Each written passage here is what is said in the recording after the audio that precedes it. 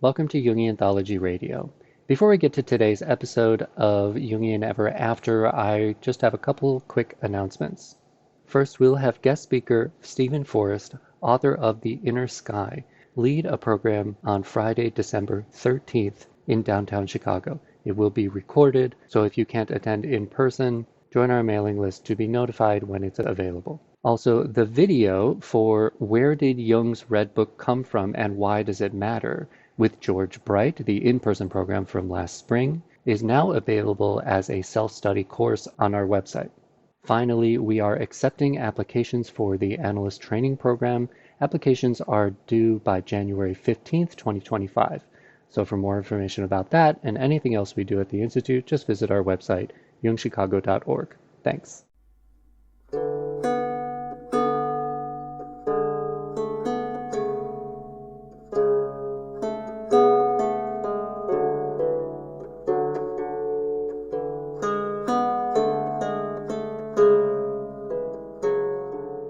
Hello and welcome to Season 2, Episode 2 of Jungian Ever After, a podcast about myths and fairy tales through the lens of Jungian analysis. I am your host, Reza, and joining me as always is my co-host and Jungian analyst, Dr. Adina Davidson. How are you doing today, Adina? Good, how about you? Doing all right. I'm glad we're finally able to record again. I'm healthy in our sort of basement studio. And today we're going to cover one of the most well-known heroes in Greek mythology, Hercules, which pretty much anyone can tell you that Hercules was incredibly strong, but if you're just going by the Disney movie, that's about where the similarities with this story begin and end. For me, the main interesting thing about the Hercules myth is the way it archetypally points us toward the tragic consequences of failing to be transformed by our mistakes. Hercules is a real example of this archetypal pattern of doing the same stupid shit over and over again. When we individuate, we both remain ourselves and we transform deeply. Greek mythology is filled with stories of failure to grow, and Hercules is one of these stories. This myth can function as a warning. If you're repeating mistakes that harm yourself or others, don't just get mad or sad. Figure out what needs to change, accept help when needed, and do the hard work of growing into a different person. Hercules fails on all fronts. Yeah, his story really is a tragedy. Culturally, I don't think Hercules is remembered as fitting that mold of the Greek tragic hero, but he really does fall in with the likes of Oedipus, which is very well known as a tragedy. But our listeners do not yet know why that is. So on that note, I think we will begin reading our paraphrased version of Hercules. The greatest hero of Greece was Hercules. Hercules was the strongest man on earth, and he had the supreme self-confidence magnificent physical strength gives. He considered himself on an equality with the gods, and with some reason. They needed his help to conquer the giants. In the final victory of the Olympians over the brutish sons of earth, Hercules' arrows played an important part. He treated the gods accordingly. Throughout his life, Hercules had this perfect confidence that no matter who was against him, he could never be defeated, and facts bore him out. He could be overcome only by a supernatural force. Hera used hers against him with terrible effect, and in the end he was killed by magic. But nothing that lied on the air, sea, or on land ever defeated him. Intelligence did not figure largely in anything he did, and was often conspicuously absent. Once, when he was too hot, he pointed an arrow at the sun and threatened to shoot him. His intellect was not strong. His emotions were. They were quickly aroused and apt to get out of control. This power of deep feeling in a man of his tremendous strength was oddly endearing, but it worked immense harm, too. He had sudden outbursts of furious anger, which were always fatal to the often innocent objects. When the rage had passed and he had come to himself, he would show a most disarming penitence, and agree humbly to any punishment it was proposed to inflict on him. Without his consent, he could not have been punished by anyone. yet nobody ever endured so many punishments. He spent a large part of his life expiating one unfortunate deed after another and never rebelling against the almost impossible demands made upon him. Sometimes he punished himself when others were inclined to exonerate him. He was born in Thebes and believed to be the son of Amphitryon, but in reality he was the son of Zeus, who had visited Amphitryon's wife, Alcmena, in the shape of her husband when the general was away fighting. Hercules had a half-brother, Iphicles, and the difference in the boys' descent was clearly shown in the way each acted in the face of a great danger, which came to them before they were a year old. Hera, as always, was furiously jealous, and she determined to kill Hercules. One evening, after Alcmena put the children to bed, 2 great snakes came crawling into the nursery. As the 2 reared up above the cradle, Iphicles screamed and tried to get out of bed, but Hercules sat up and grasped the deadly creatures by the throat. The mother heard Iphicles' screams, and, calling to her husband, rushed to the nursery. There sat Hercules, laughing, in each hand a long, limp body. They were dead. All knew then that the child was destined to great things. By the time he was 18, he was full grown, and he killed by himself the Thespian lion. Ever after, he wore its skin as a cloak, with the head forming a kind of hood over his own. His next exploit was to fight and conquer the Minyans, who had been exacting a burdensome tribute from the Thebans. The grateful citizens gave him as a reward the hand of the Princess Megara. He was devoted to her and to their children, and yet this marriage brought upon him the greatest sorrow of his life, as well as trials and dangers such as no one ever went through, before or after. When Megara had borne him 3 sons, he went mad.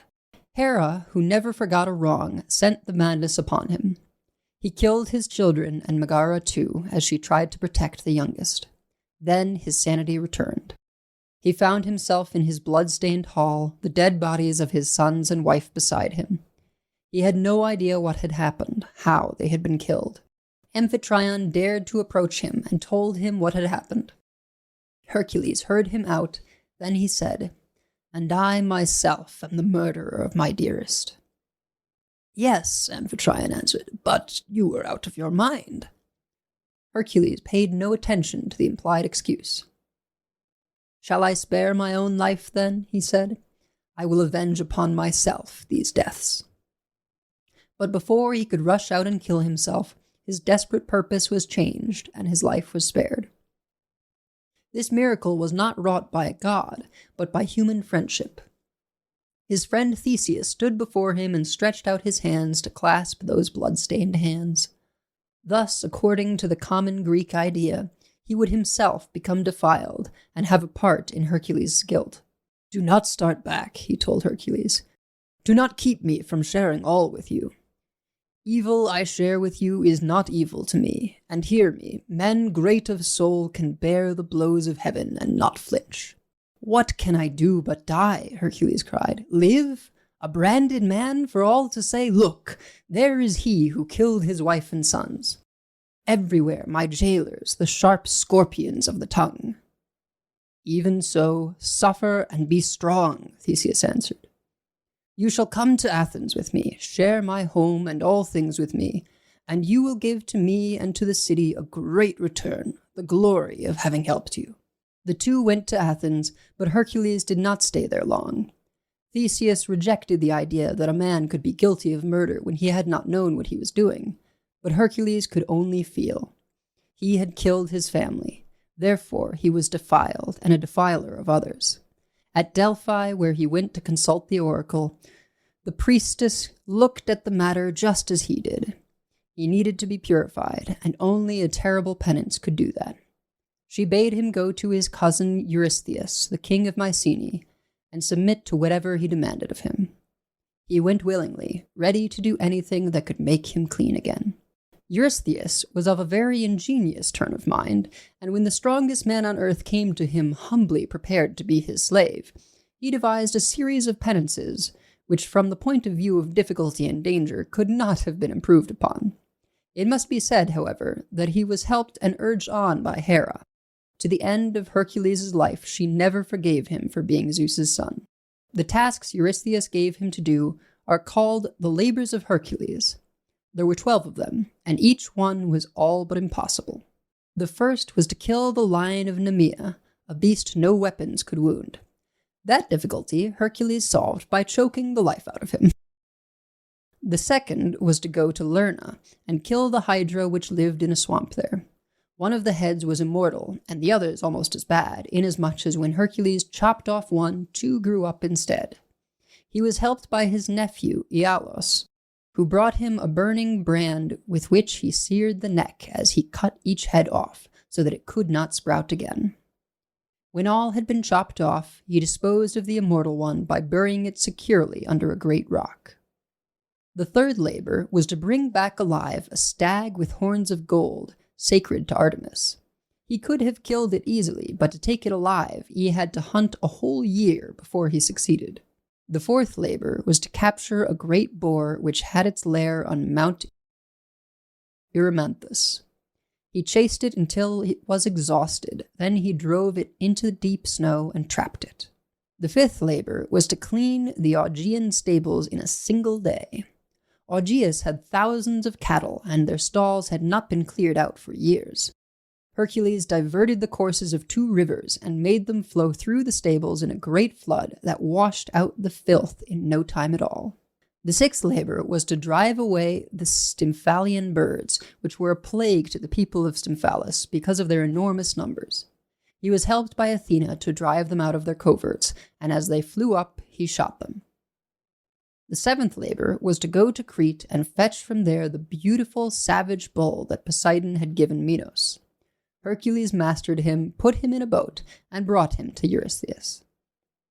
The eighth labor was to get the man-eating mares of King Diomedes of Thrace. Hercules slew Diomedes first, and then drove off the mares unopposed. The ninth labor was to bring back the girdle of Hippolyta, queen of the Amazons. She met him kindly, and would have given him the girdle, but Hera stirred up trouble.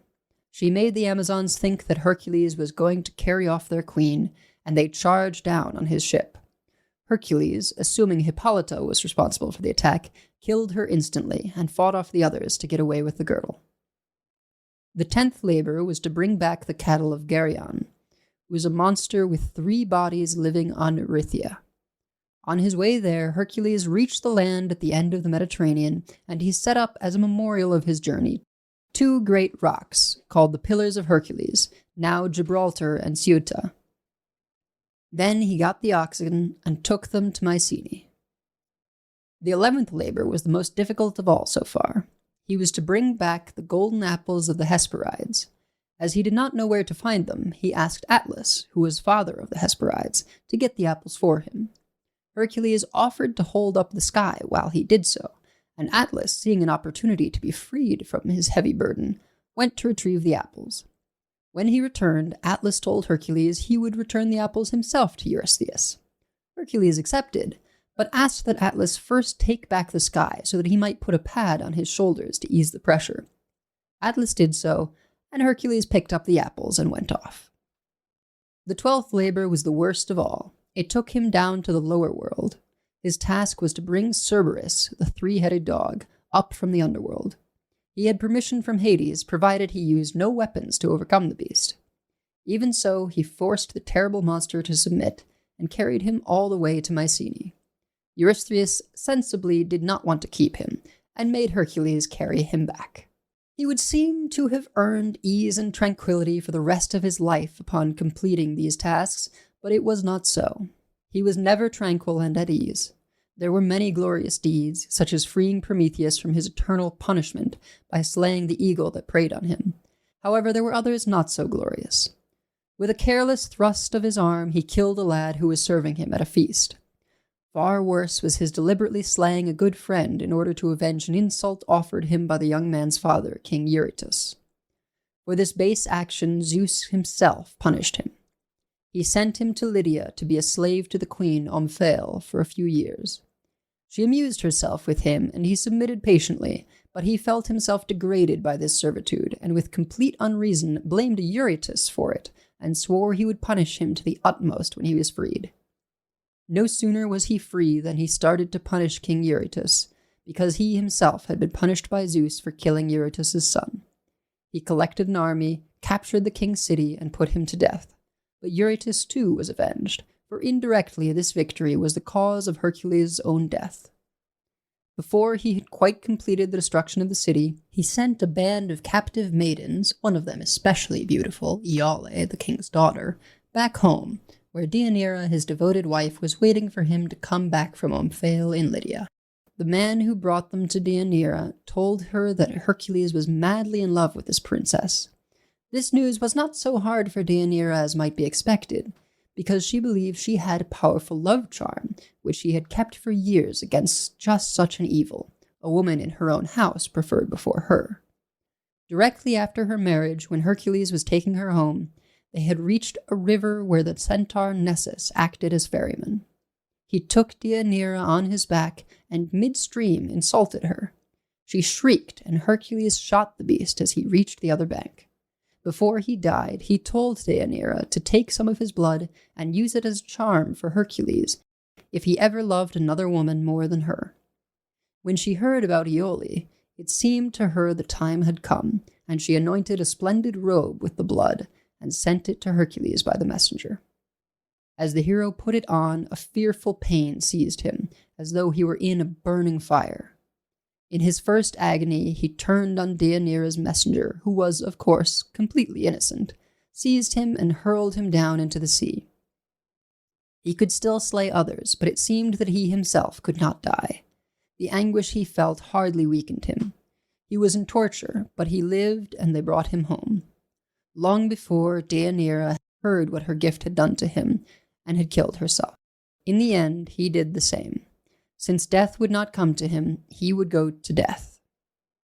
He ordered those around him to build a great pyre on Mount Oeta and carry him to it. When at last he reached it, he knew that now he could die, and he was glad. "This is rest," he said. "This is the end." And as they lifted him to the pyre, he lay down on it as one who at a banquet table lies down upon his couch. Then the flames rushed up, and Hercules was seen no more on earth. He was taken to heaven, where he was reconciled to Hera and married her daughter Hebe, and where, after his mighty labors, he has rest, his choicest prize, eternal peace within the homes of blessedness. But it is not easy to imagine him contentedly enjoying rest and peace, or allowing the blessed gods to do so either.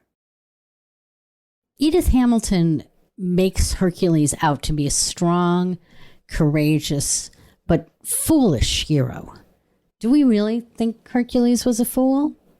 It seems a bit harsh, but he does on many occasions come off as quite simple-minded.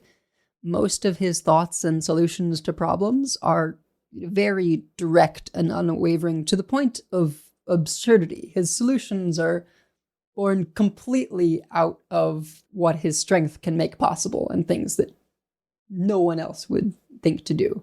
Diverting 2 rivers to clean stables comes to mind.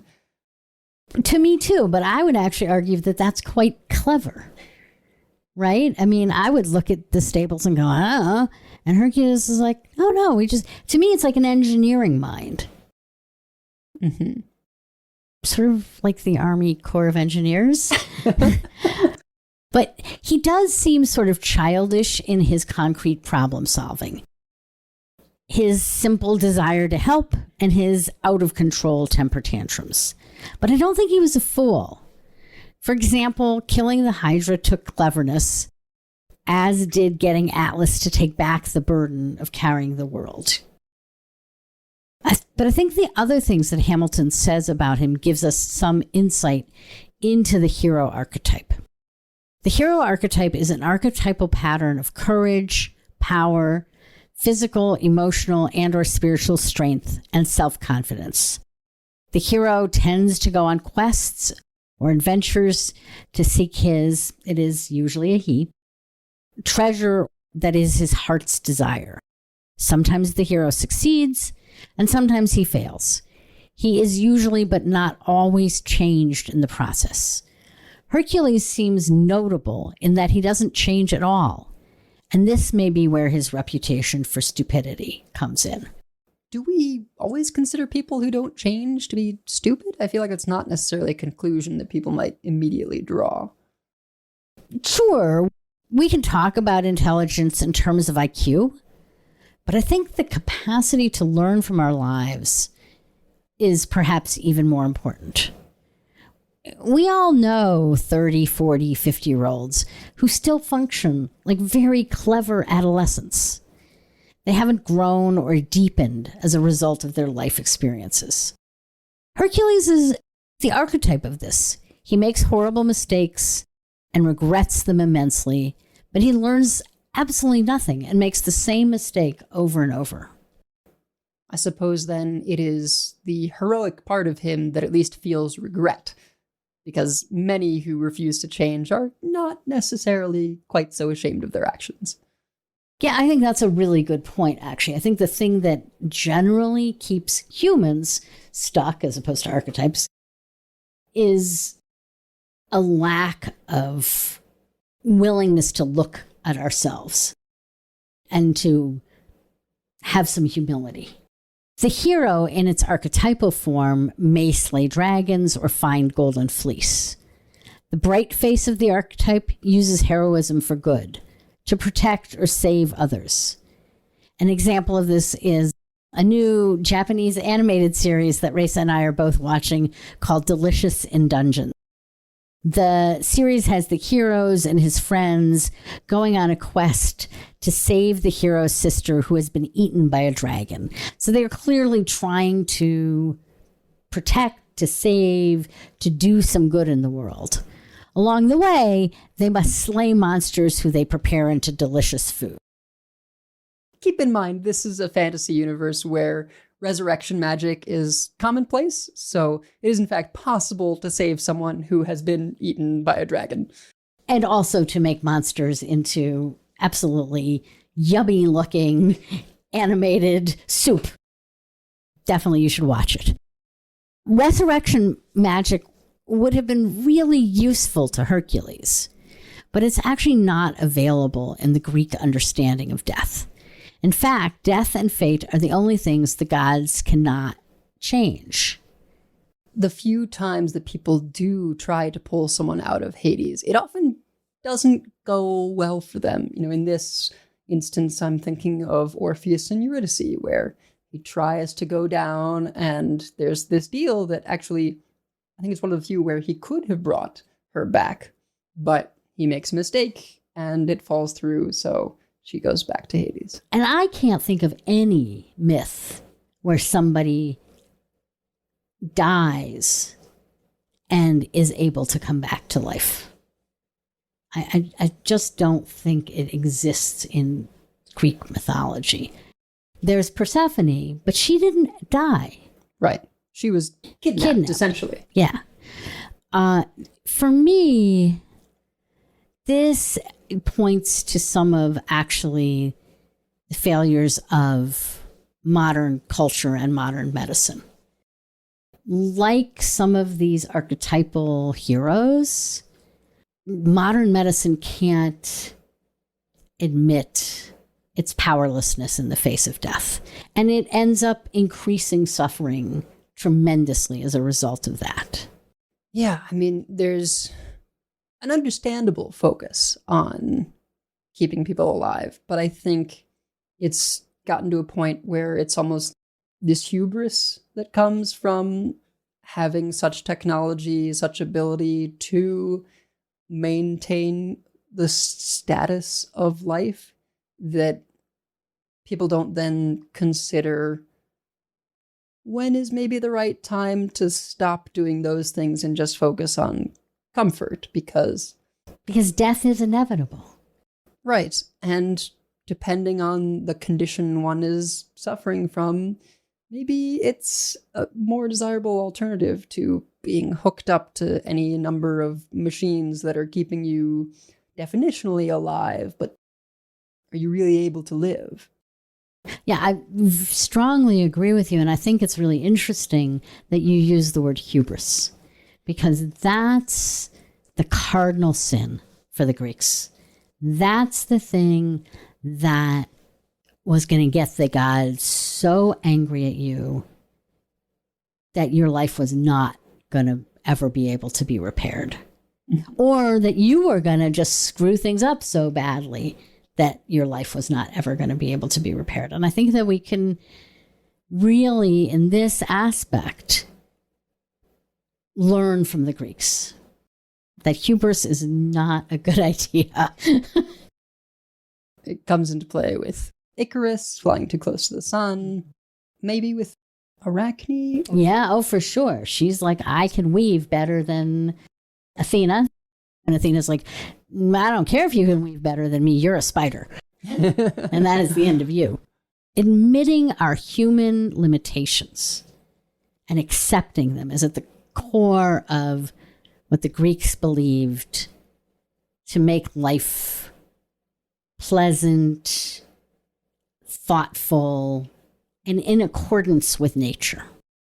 Another example of the dark face of the hero archetype is Jason, of Jason and the Argonauts.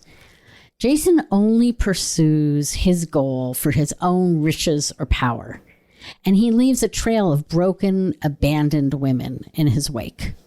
Hercules, to me, seems to embody both the bright and dark faces of the archetype. He's often trying to be helpful, but things seem to go badly because his anger takes over, or he is too confident and causes pain and suffering to the innocent. He's always sorry and willing to endure any punishment, but the harm cannot be undone, and he doesn't seem to learn from his mistakes. In a lot of ways, he reminds me of Lenny Small from Of Mice and Men. I don't know how many people out there had to read that for school, but I did. Me too. His mental abilities are greater than Small's from the book, but he has that same inability to control his own strength and emotions, you know, just reaching out his arm and accidentally killing a server, or some stuff that got cut from our paraphrasing the story was he's learning under these instructors, and any subject that he doesn't like, he accidentally ends up killing the instructors. So if you do want to check out the full unparaphrased story, Edith Hamilton's Mythology, that's our source book for this season.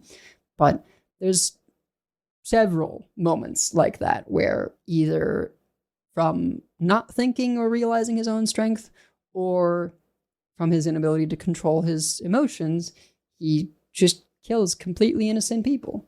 It also reminds me of Frankenstein. The emotions of a child in a strong body. Hercules is offered a chance to learn from his mistakes after he kills his wife and children in a fit of madness sent by Hera. Theseus shares his blood guilt and offers to bring him home to Athens. Theseus offers a true lesson here. He tells Hercules, by accepting help, both the helper and the one who is helped gain. Theseus says, you shall come to Athens with me, share my home and all things with me, and you will give to me and to the city a great return, the glory of having helped you. This is a chance to transform the archetypal energy. If Hercules had the humility to genuinely have accepted help and entered into a reciprocal relationship, he would have been changed in the process. But Hercules is stuck in blame and punishment. He simply endures the 12 labors of Hercules, one of his many punishments, but does not grow or change. Just as when he was a child and accidentally killed those instructors that I mentioned, he's doing that over and over again. And it's because he didn't change that he ultimately is set on a path to his own destruction. Had he changed, then maybe he wouldn't be holding Eurytus, the father of this friend he killed, responsible for Zeus punishing him. And then he goes off and winds up causing the events that lead to his death. It's really, again, an example of, even though he's willing to be punished, he's not willing to really look at his own role in things and take responsibility. It's in Hercules' death and his afterlife that we see some resolution for the archetypal pattern. Once Hercules dies, he's reconciled to Hera and marries her daughter Hebe. So this part was completely baffling to me. Hera holds all this resentment towards Hercules during his life, which, while it does cause him pain, arguably causes more harm and pain to those around him. And then when he dies, suddenly it's all forgiven for him. But the others are still out of luck because they aren't demigods. I think along with believing that hubris was a big problem for humans, they strongly believed that life is not fair. And a lot of their mythology is preaching that life's not fair. In marrying Hebe, Hercules, who is symbolizing the hero archetype, marries or joins with Hebe. Hebe is the cupbearer to the gods and the goddess of forgiveness or mercy. This marriage brings to the hero archetype exactly what is needed. Hebe has the humility to serve others and also has the quality of mercy. Courage and strength are wed with humility and compassion, and this allows for the hero to have peace. I suppose symbolically it is quite nice and a very clear indication of Hera's forgiveness to Hercules, having him literally marry the goddess of forgiveness. But it just feels so disingenuous to say, oh, okay, well, now that you're dead, I forgive you for being my husband's son by another woman. And that was his only trespass. This is a case of being punished not for hubris, just for existing. Right. Which was something Hera did a lot. Again, the gods in the Greek pantheon are not expected to be ethical, kind, or fair. And I think that's hard. We struggle with that. But it also makes it easier to see them as personifications of archetypal patterns rather than what modern Jews, Christians, and Muslims think of as God. They are not perfect or even to be emulated. The gods are simply extremely powerful and immortal. When you put it that way, and just thinking about so many other stories, the Greek gods really are more entities to be feared than revered or worshipped. I know that there are temples to all of them, and so they were revered in some respects, but it almost seems like out of fear. And I actually think this is a point that you've made in earlier episodes. I think the Greek gods were expressions of the archetypal powers of nature. We do revere nature. Some of us worship it in some ways. We certainly find the holiness in it. We don't expect it to be fair or kind. Mm-hmm. Nature is simply nature. The Greek gods were simply what they were. Right.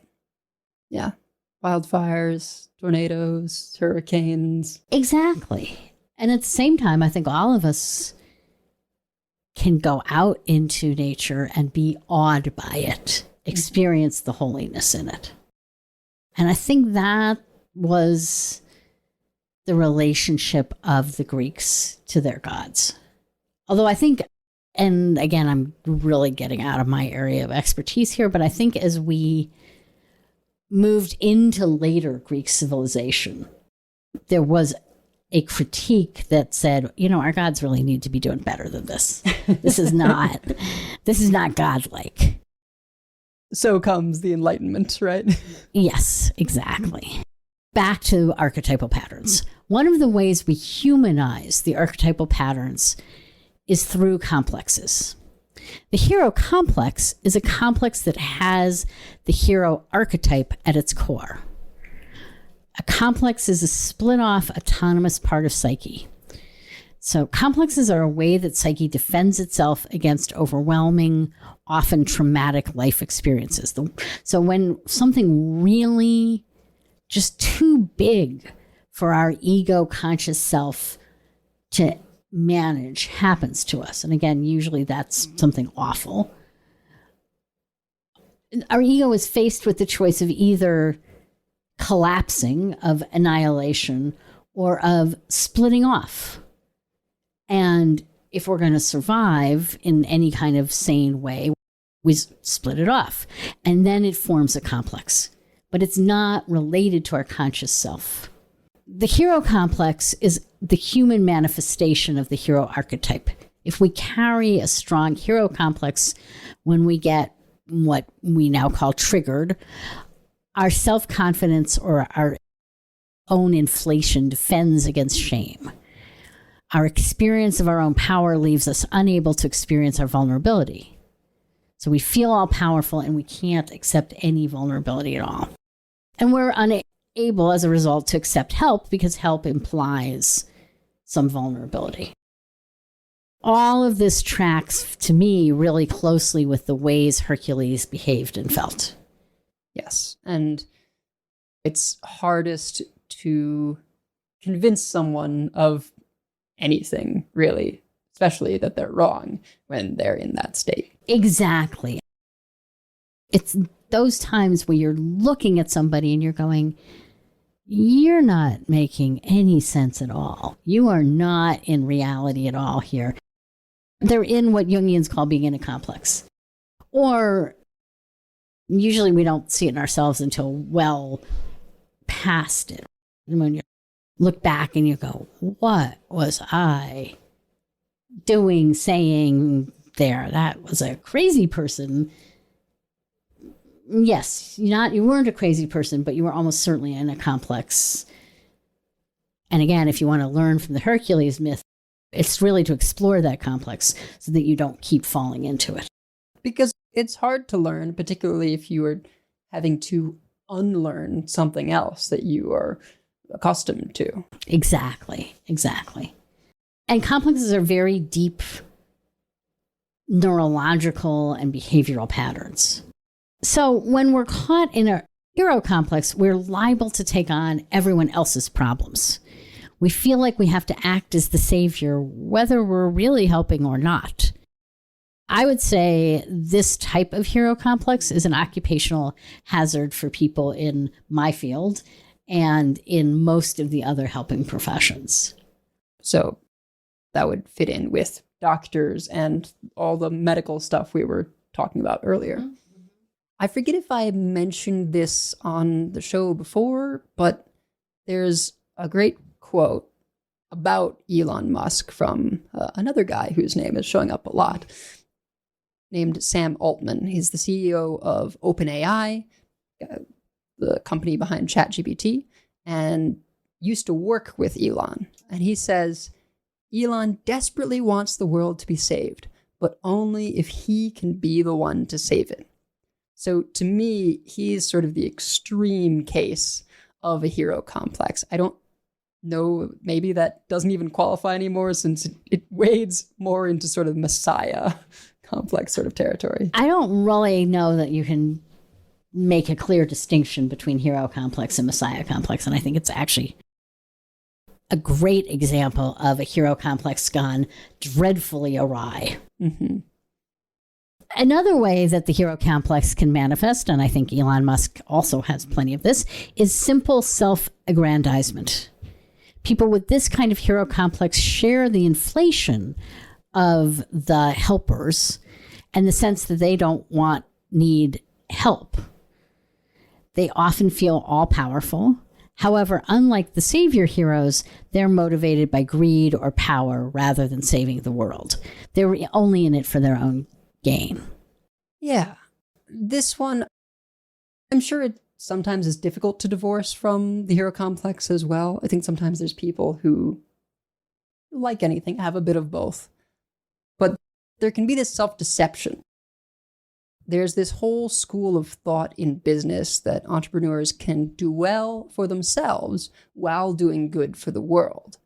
And sometimes that may be true, but oftentimes the doing well gets in the way of the doing good because the better method is going to be in legislation or regulations, those ways of solving problems. But that doesn't help the company profit. If you're building a startup to solve a problem, but the more efficient way of solving that problem is in legislation and regulations, well, then you're not making money. And it's really easy to fool yourself if you're in a hero complex that the way that's going to make you money is actually the best way. Right. There's this great book called Winners Take All, The Elite Charade of Changing the World by Anand Giridharadas. I never know if I'm getting that last name right. It goes into this philosophy and its flaws in very great detail. It's read by the author, so I definitely recommend the audiobook. I think this is a perfect example of how the hero complex functions. When we're in complex, we're not seeing reality. We're seeing the world through the lens of the complex. Mm-hmm. So when a business person is in a hero complex, let's just go back to Elon Musk. I will save the world. The rest of us can really look at Elon Musk and go, you're crazy. You are not saving the world. You are building up your own wealth and power. Mm-hmm. Even though there may be some things that are beneficial. Absolutely. SpaceX has helped a great deal with NASA being able to put all these satellites up in space. His Starlink internet that kept Ukraine able to communicate and have communications when those were cut off by Russia. And Tesla really pushed forward electric cars, and we're going to need a lot of electrification. They make solar panels as well. Like, there are good things, but doesn't change the fact that ultimately this is the richest man in the world. Everything that he does feeds that. Mm-hmm. Yeah. And more could be done with that wealth. I'm not sure how to wrap all this conversation about Hercules into a tidy bow, but that also fits the myth. Hercules was a mess, and his myth is a mess. In some ways, this seems like a warning about becoming identified with the hero archetype, because it's likely to lead to so much suffering for the hero and for the people around the hero. Yeah, I think that about sums it up. It really summarizes the Greek tragic hero altogether.